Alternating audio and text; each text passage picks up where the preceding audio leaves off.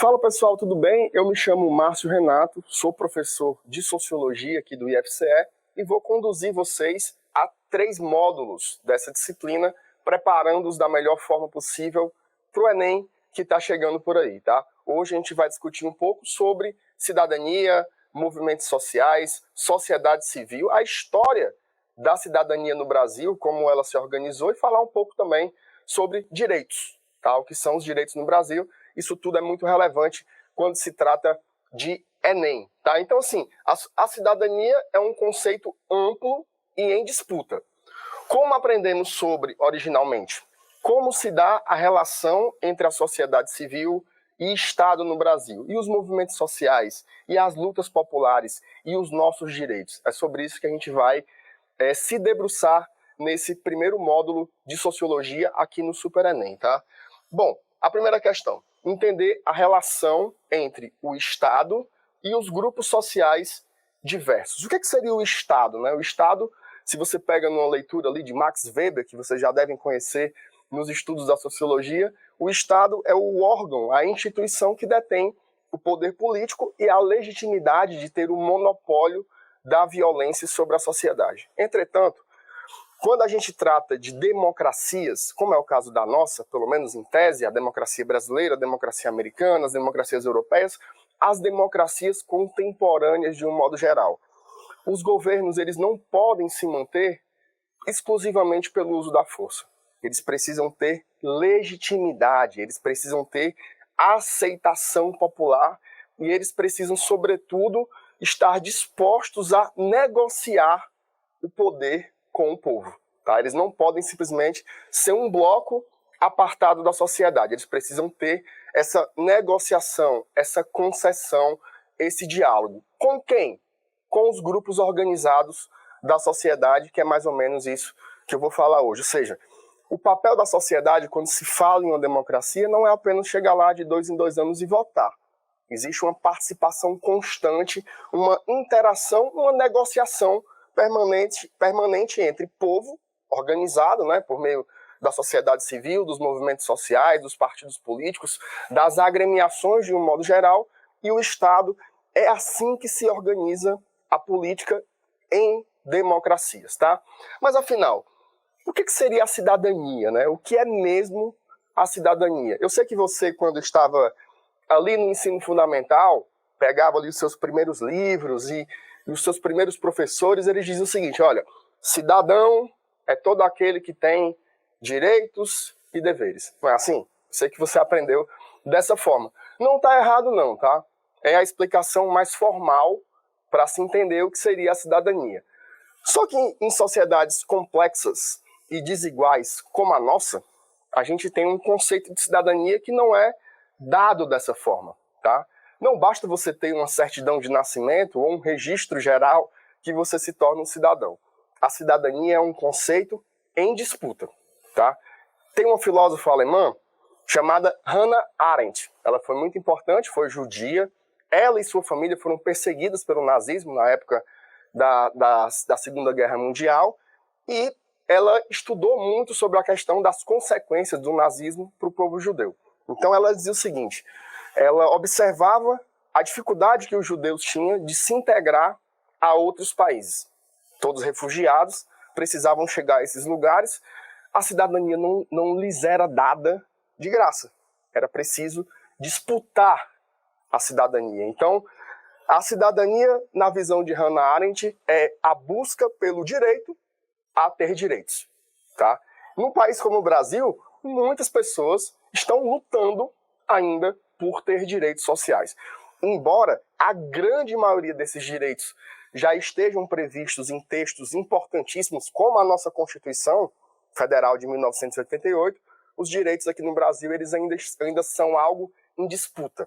E aí por isso que a sociedade ela precisa se organizar de alguma forma para garantir que aquilo que está ali no texto se exerça, né, na prática, tenha consequências reais e concretas para as pessoas. É muito importante, tá? O texto constitucional, a gente vai falar até sobre isso daqui um pouquinho mais para frente, mas é preciso garantir que isso não seja uma letra morta e funcione na prática, na vida das pessoas, tá? Bom, tem um sociólogo chamado T.H. Marshall. E ele fala um pouco sobre os tipos de direitos que você consegue encontrar numa sociedade. E ele basicamente cria um modelo de classificação em que ele divide os direitos em 3 tipos. Tá? Você tem os direitos civis, os direitos políticos e os direitos sociais. Esses direitos civis seriam todos aqueles direitos ligados à individualidade. Então você tem, por exemplo, a liberdade de expressão, a liberdade de crença, né? Hoje você tem um direito formalmente, legalmente, em acreditar no que você quiser. Ter a expressão religiosa que você queira ou não ter nenhuma também. São direitos individuais. Direito a assinar contratos. Esse é um direito civil. É um direito individual. A liberdade de expressão, como eu já falei, é um direito individual, desde que essa liberdade de expressão ela não fira, né, outros grupos ou outros indivíduos. Esse também é um limite dentro de um regime democrático. Então, esses seriam os direitos civis.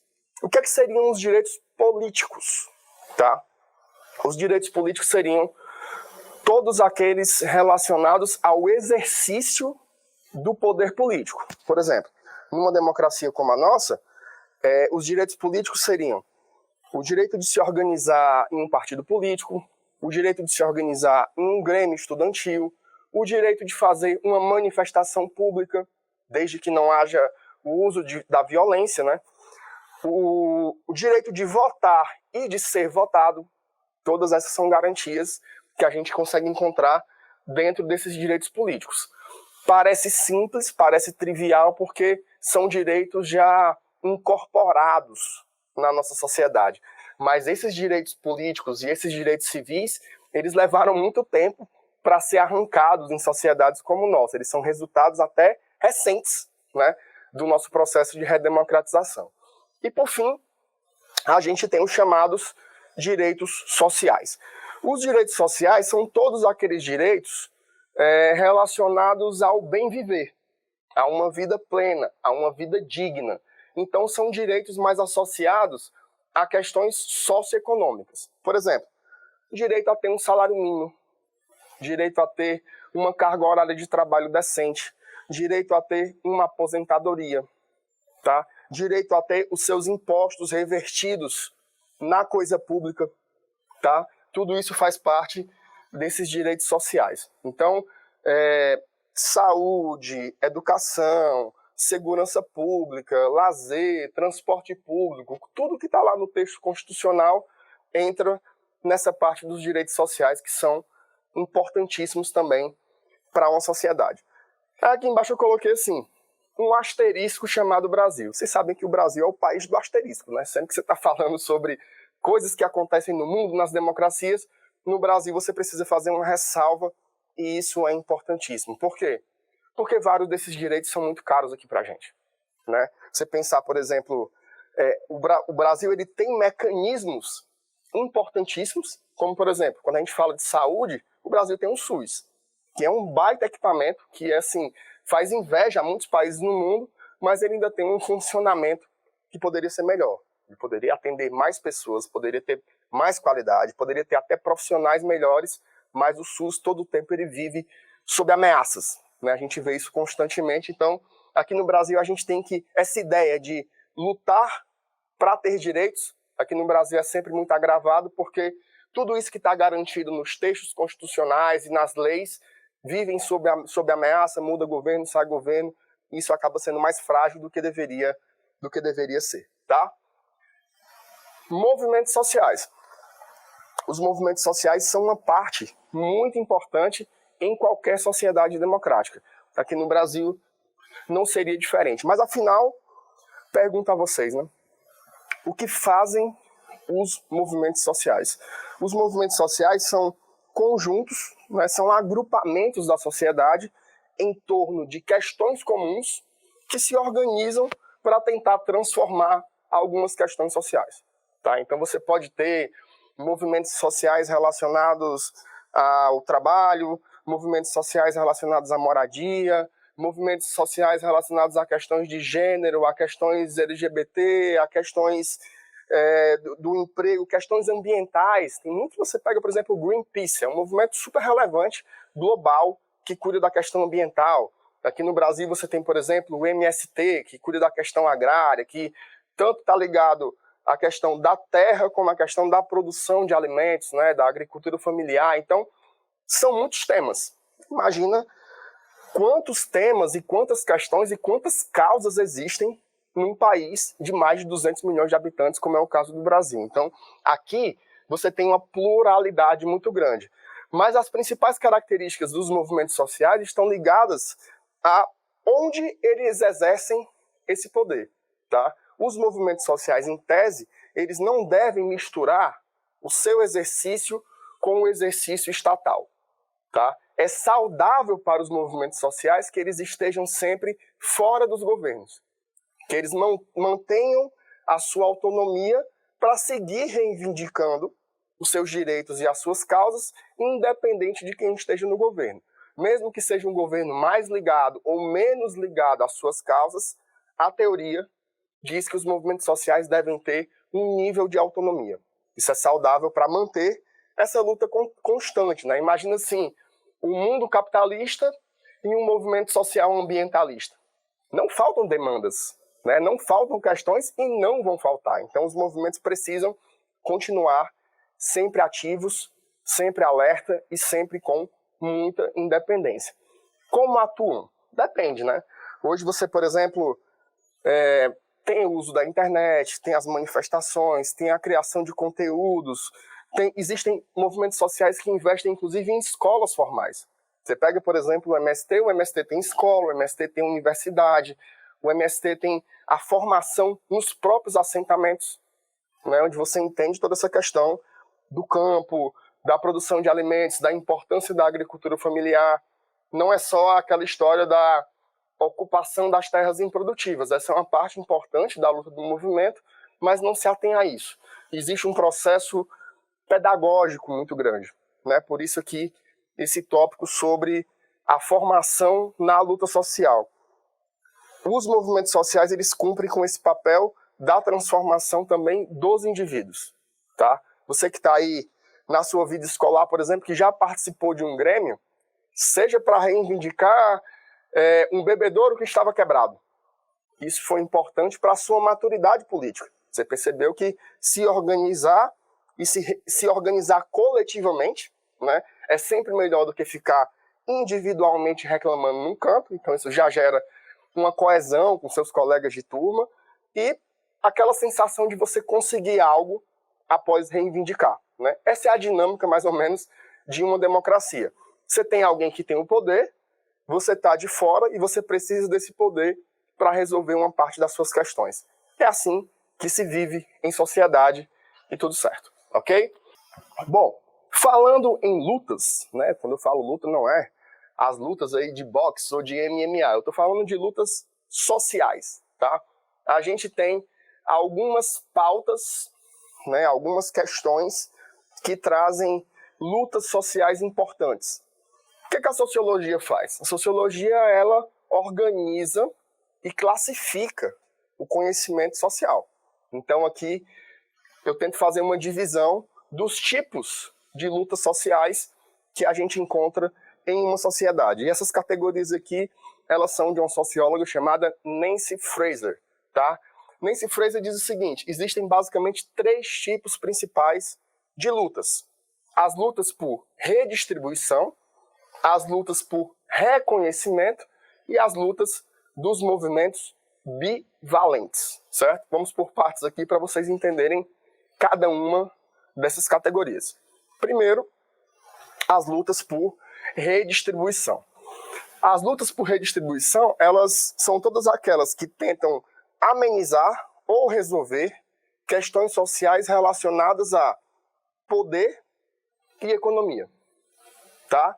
Então aqui tudo que envolve poder e economia estão antenadas nas lutas por redistribuição. O que eu poderia citar de exemplos na nossa sociedade de organismos, de movimentos que lutam por redistribuição? Eu acho que o primeiro exemplo seriam os sindicatos. Tá? Um sindicato que luta pela melhoria das condições de trabalho de uma categoria X, dos professores, por exemplo, pelo aumento de salário dos servidores públicos. São questões econômicas, né? O movimento dos trabalhadores sem terra, o MST, também é uma questão de redistribuição. Redistribuição de quê?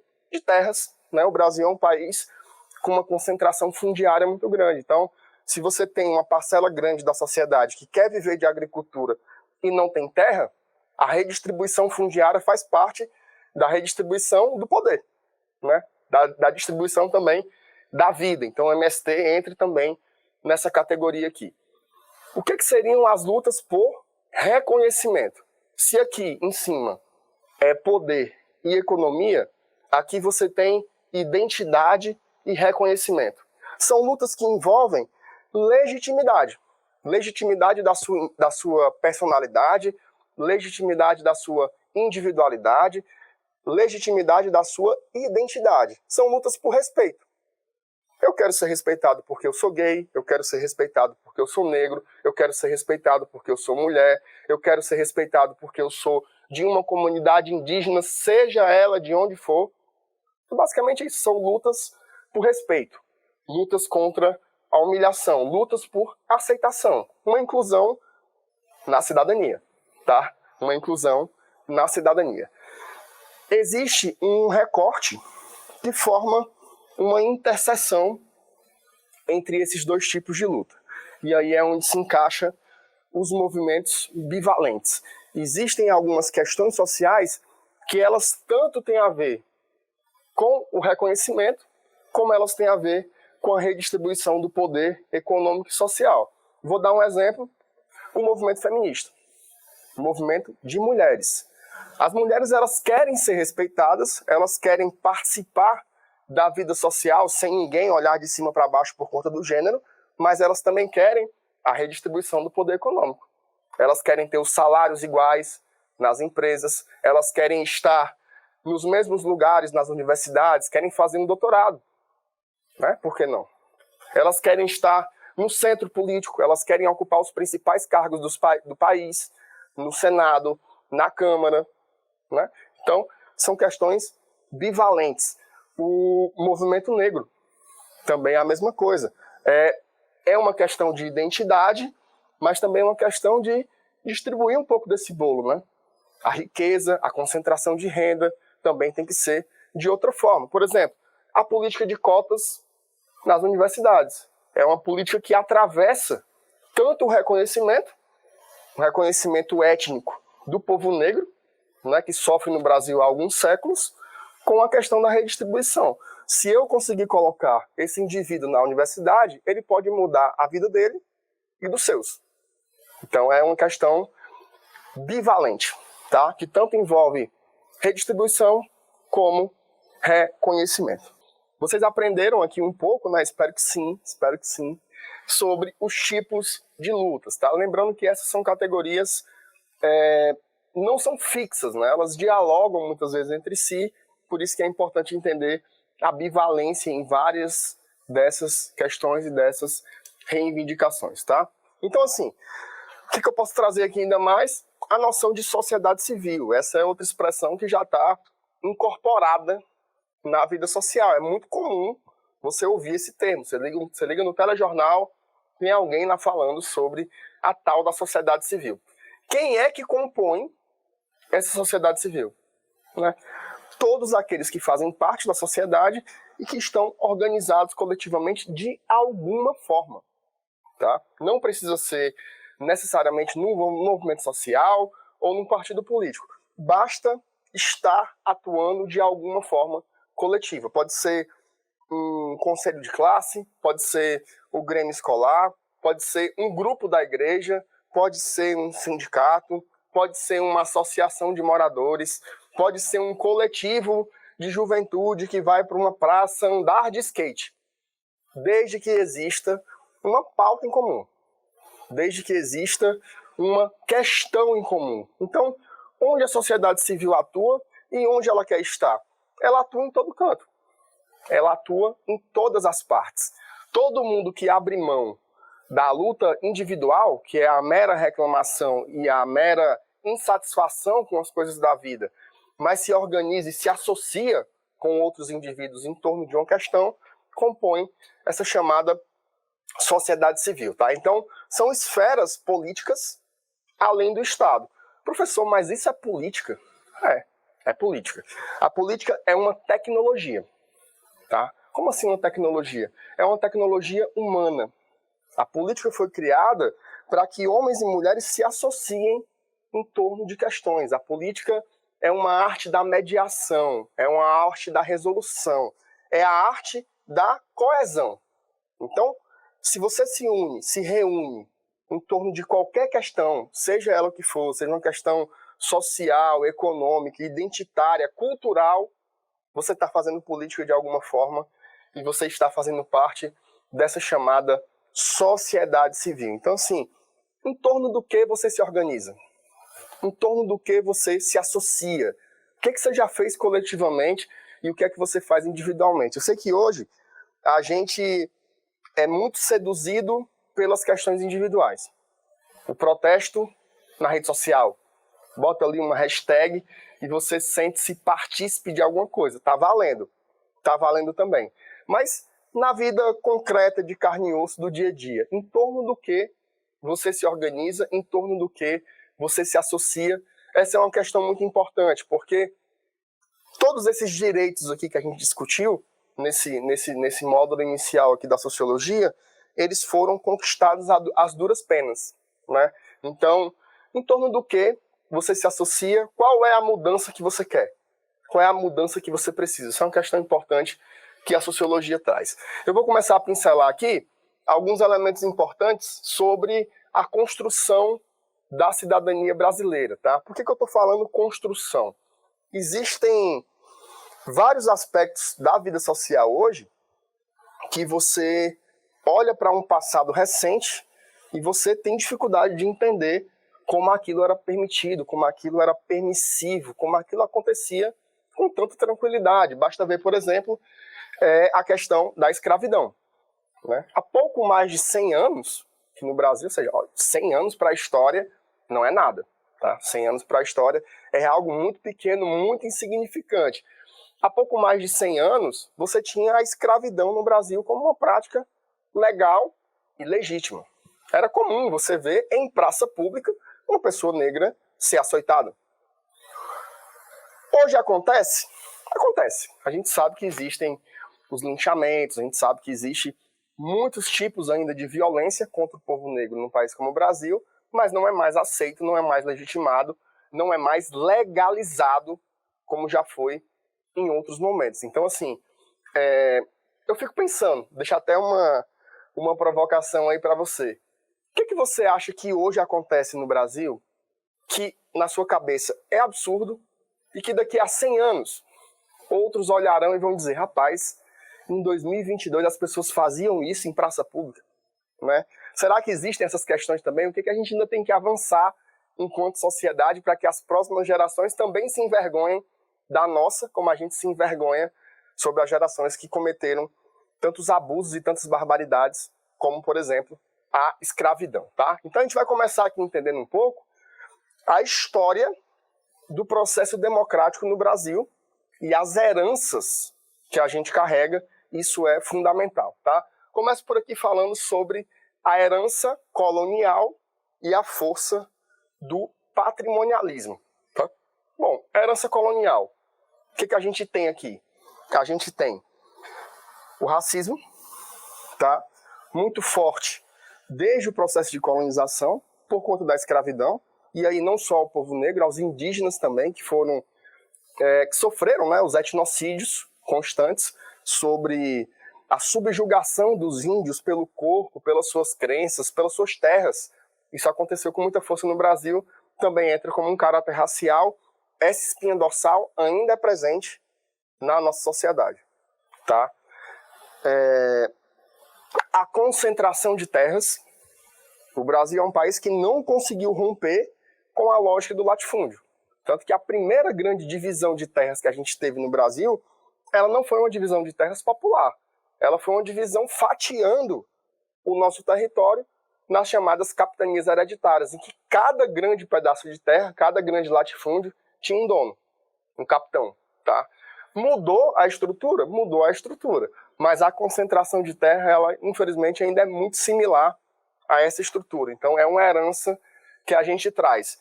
E uma delas é o tal do patrimonialismo, que aí a gente vê muito nas obras de um sociólogo chamado Sérgio Buarque de Holanda, que estuda as raízes do Brasil. O Sérgio Buarque analisa que um dos principais problemas do Brasil é essa mistura entre o que é público e o que é privado. Tá? E isso é de raiz colonial. Você tem a coisa pública, a coisa que é estatal, mas ela funciona por interesses privados por trás. Tá? Você tem a política e você tem quem financia a política. Você tem a vida pública, mas você tem os interesses econômicos que estruturam a coisa pública. Isso desde a colônia. Né? É tanto que você pega, por exemplo, o parlamento brasileiro, ele é uma estrutura política, mas ele tem representações de segmentos. Tá? E o segmento mais forte no parlamento brasileiro é o segmento do agronegócio, que é um interesse econômico, então obviamente que eles levam essas suas questões e essas suas pautas para o poder político. Essa confusão entre política e economia, entre o público e o privado, gera algumas fissuras na democracia brasileira. A herança, é de muito longe, tá? Como é que você começa a entender um pouco isso? Tem marcos importantes, né? O marco de 1878, que vocês devem saber, foi o ano da abolição da escravatura. Processo importantíssimo para o Brasil, né? Mas o que houve com o povo negro depois da abolição? Para onde eles foram? De que modo eles foram incluídos? Como eles foram incorporados à sociedade? Eles receberam políticas de assistência, de inclusão, eles entraram no mercado de trabalho, eles entraram na educação, eles entraram no serviço público. Para onde eles foram? A gente sabe a resposta e basta ver ao nosso entorno as consequências disso até hoje, tá? O surgimento da República era para ser um grande marco, foi um marco, né? Mas a gente sabe que a história da República Brasileira não é um mito, né? Não é o Dom Pedro subiu no cavalo, foi nas margens do Rio Ipiranga, ergueu a sua espada e disse... Não, não foi assim, não foi independência ou morte. Foi mais uma transição negociada. Não foi uma ruptura, foi um pacto, foi uma transição. Você muda o centro político da coroa portuguesa para cá e você se alia muito mais à dominação inglesa do que à coroa portuguesa. Então, o Brasil ele tem esse crescimento muito associado. Tá? Um dos grandes sociólogos do Brasil é o ex-presidente da República, Fernando Henrique Cardoso, e ele fala muito sobre isso com as teorias da dependência econômica. Como o crescimento do Brasil é sempre um crescimento, digamos assim, na esteira das grandes potências. A gente não consegue ter um boom, uma autonomia, crescer com as próprias pernas. É sempre um crescimento associado. O Brasil é um país que exporta o petróleo e importa o petróleo refinado. O Brasil é um país que exporta a laranja e importa o suco de laranja. É como se a gente não quisesse, né, ter a autonomia, ter a independência. É sempre muito associado. E aí tem interesses estruturais dessa herança colonial que se impõem sobre a realidade, tá? Um outro ponto importante, para a gente já ir fechando aqui esse ponto, e aí na próxima aula a gente continua, que é a questão da Era Vargas. Tá? Por que a Era Vargas ela é importante nesse estudo quando se fala de leis, de direitos, de cidadania? Porque, embora a Era Vargas tivesse muitos aspectos de autoritarismo, você encontra muito isso, foi nesse momento em que a sociedade civil organizada conseguiu arrancar direitos muito importantes. Tá? E aí, os principais deles são relacionados ao trabalho, certo? Você consegue identificar, por exemplo, nesse período, o surgimento da CLT, que é a consolidação das leis trabalhistas. Então, aí você tem a regulamentação de uma carga horária. As pessoas não vão trabalhar ao desejo do patrão. Elas vão trabalhar 8 horas por semana, 8 horas por dia. 8 horas por semana seria ótimo, né? Vou trabalhar 8 horas por dia, 40 horas por semana. As mulheres começaram aos poucos e bem aos poucos ser incorporadas no mercado de trabalho. O salário mínimo virou uma lei. Você precisa ter um piso salarial, você paga a partir dali.